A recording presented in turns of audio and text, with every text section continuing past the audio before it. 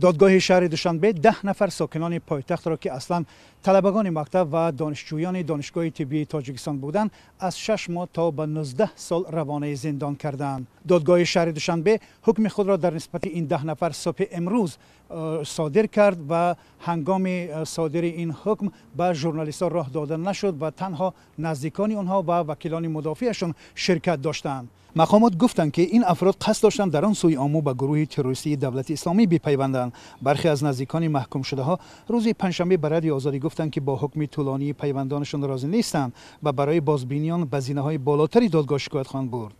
جهانگیر قاسموف آموزگار 22 ساله زبان انگلیسی و ساکن شهر دوشنبه ماه ایول سال روان دستگیر شده بود. مقامات او را ادعا کردند که در زیر نقاب آموزش زبان انگلیسی نورسان را به افراطگرایی جلب کرده است.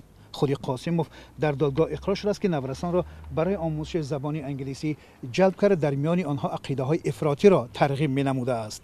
اما هنگام پرسش در جریان مرافعه ها طوری که نزدیکان آنها به رادیو آزادی گفتند، این 10 نفر به گناه‌های خود اقرار شدند و این جرم را به گردن گرفتند. این احوال نزدیکان آنها را تماما در تعجب گذاشته است و اصلا نمیدانند که چگونه این حتی طلبگان مکتب این گناه همکاری با گروه جهادی را به گردن گرفتند و اعتراف کردند.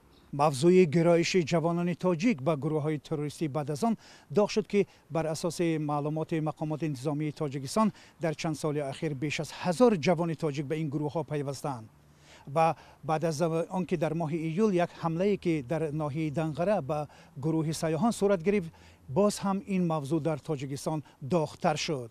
میرزا نبی خالقزاد، امردین عالم، رادیو آزادی دوشنبه.